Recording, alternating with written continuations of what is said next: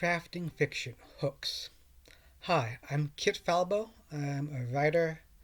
I'm also autistic, and one of my focused interests is crafting fiction. I thought I'd do some videos on basics of craft and how to improve yourself. Um, First, I'm going to talk about what hooks are. The hook is the moment in the first sentence, paragraph, or page where you create an incentive for the reader to keep reading. You hook them in, you make them interested in what happens next. This is where you're laying out the groundwork for the first chapter, the second chapter, the third chapter, to create a fuller connection with the reader. Because one of the main goals of writing is to create that connection between the story and the reader, really creating a relationship that they can depend on and they get emotionally involved in. Now, it can be prose that brings the reader in. They like the style, they like the flow. It can be about the world building, show them something interesting, something going on in the world. It can tell them about the characters, their flaws, their passions, their goals, and it is often key to the story. It is so key that not only is it the first thing that you write as a writer, it's often that thing that you go back to at the very end, at the final draft, and it becomes the last thing that you write, because it's one of those things that you want to make sure that you get correct in order to bring in the writer. Oftentimes, when I have reviewed other writers' work, or even my own, I'll be like, there is no hook. There needs to be a stronger hook there. And I want to talk about hooks and ways to improve craft. Now, with hooks, you kind of want to think of them in like the relationship sense of the reader as the pickup line. Because this is where your readers are looking through books in the bookshelf at the library or on the shelf of the bookstore or through their genre at the online on Amazon or something. And they'll flip through the first few pages, and that's the way we like to grab them. So it really is the pickup line. It's like, hey babe, do you like my prose? The way the wind ripples from the east through my hair as the ants go wandering by in the shattered moon's light. Cheesy. I mean, I'm not going to say that's a good one, but kind of like you're trying to pick up readers. This is your opportunity to say, hey, come take this book home and enjoy it. Now, no pickup line is for everyone. You know, so when you are reading genres, you want to pay attention to what the fans of the genre that you're writing in like. And they also don't want to see the same pickup lines over and over again. So it's kind of a balance of what is going to be attractive to your readers as well as what is going to be new. So, like everything, it's a balance, and you want to figure out the way that you feel that you do it best.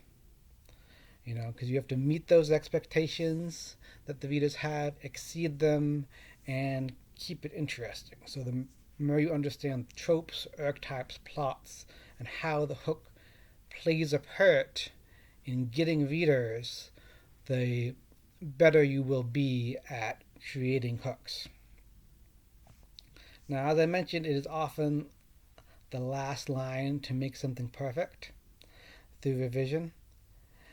Now, I want to tell you why the hook is important to also the rest of your story, because oftentimes chapters can be considered almost complete little scenes. You almost want to have a hook at the beginning of each chapter to a lesser extent, saying they should continue to read on and finish this chapter. All of the little things saying, this is the problem, this is what we're going to deal with, boy, won't you find this interesting.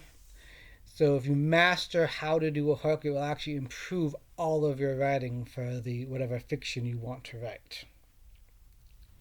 Now, I guess the bare bones of a hook is to make sure that they want to read more. It's a setup. Sometimes it's a promise or a revelation, or even an announcement. What you are doing is you have this line that go, my character is this, a chess hustler in a park. Isn't he an interesting thing to be? Don't you want to see what happens to them? And then you'll follow it up with, not only are that, but they want to steal something or do something outside of the box you will put them in just by thinking of that. You want to do this as soon as possible. It is usually good for the pacing because you get the reader involved right away, and pacing is all about keeping the reader involved. Now, you can also have it be like something is happening, a crash landing on a moon. Do you want to see if they survive? You could have it be a relationship thing. They're about to break up with their boyfriend or girlfriend, and you show that anxiety, and it's all about what happens next. So this is the scenario that is unresolved in some tiny fashion. Let's see if we can get you to the resolution. Now, sometimes that will stretch and be the whole plot of the book. Sometimes the hook introduces you to that greater plot, and often that is actually what you want, because you're creating this circular thing from the beginning to the end and how they are all interconnected. And then you get the hook, but then you kind of create these little obstacles that is the main breakup of the book. They want to do something, and all of these obstacles are in the way, and that's kind of what the story is. You as a writer, you keep on providing these obstacles, and so you have that want in the beginning, and then you have that resolution in the end.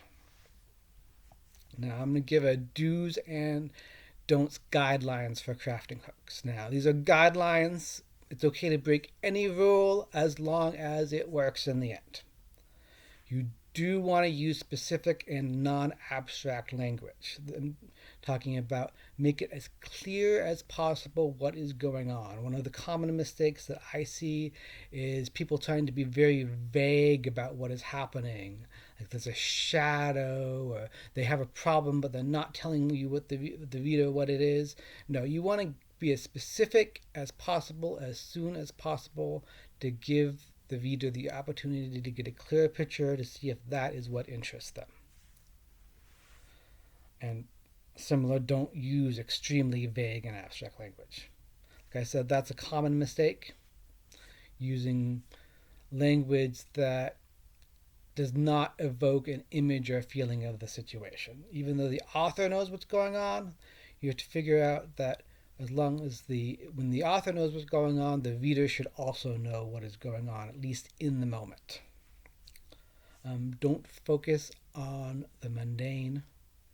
Now, that means there has to be something interesting. It can't just be a normal day. Like, I'm going to introduce the character doing average, boring things before I get to something interesting. You really want something to interest them right away. That's why you want to focus on anything that is unusual. So you do want to focus on anything unusual that is going on. Now, what you don't want to do is use exposition. Exposition is, I'm sure most of you know this, basically telling instead of showing. You're kind of saying, this is going on, and usually it's dry, and you're explaining something that in such a dry educational way that you can't really get anybody interested in it. The more active your language is, because you do want to use active language, the more likely you're going to get them involved in the story. Now, how do you craft a hook? You introduce what the character makes your character unique. You can begin with an unresolved conflict. You can establish what the world is, as long as it draws interest. This is the tricky part, because you want to establish it in a way that also has them questioning what's going to happen next. Why is the world this way is usually it. You can also use decorative prose. Some call it stained glass, as kind of a setup saying this is the prose that's going to be in the book.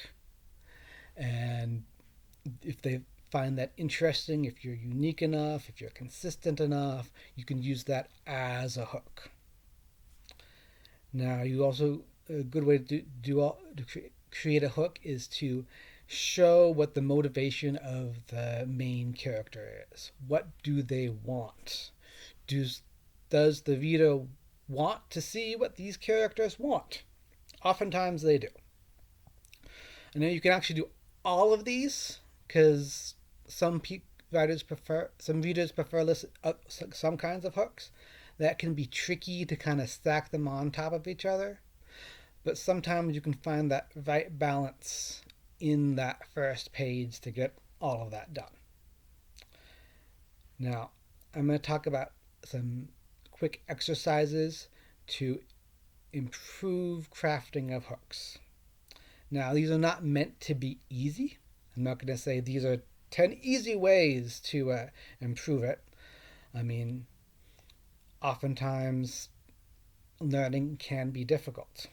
Now, probably one of the easiest ways to do it, though, I'm saying it's not easy, is to go to a bookstore or shelf or an Amazon page and to open up either the sample chapters or the first few pages and read that first page in whatever genre you're trying to write and to critically figure out what the hook is in each of those. Now, as a reader, you will have your own specific preference, but they'll give you an idea of A, hooks that you like and that are interesting, and B, generally how other writers are doing it.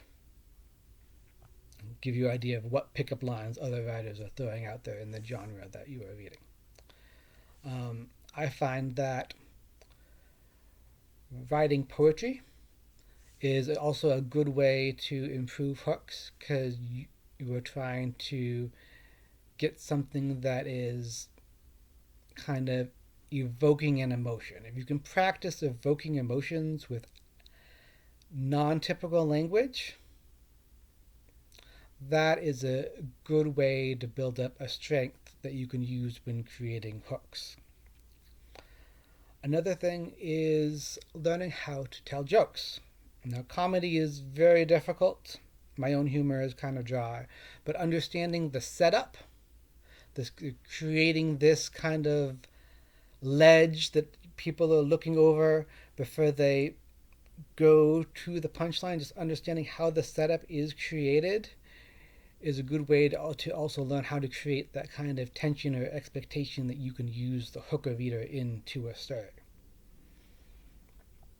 And all of these things are things that can be done through various sources of information to help improve writing hooks in fiction.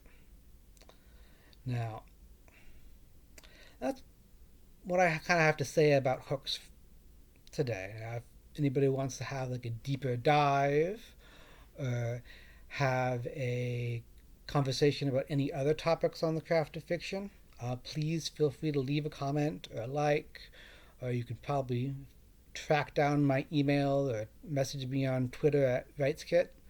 And I'll be glad to either do more videos if this is interesting for people or do another topic or just have a conversation. It's one of the reasons why I'm here. Hope everybody has a good day. Thanks for watching.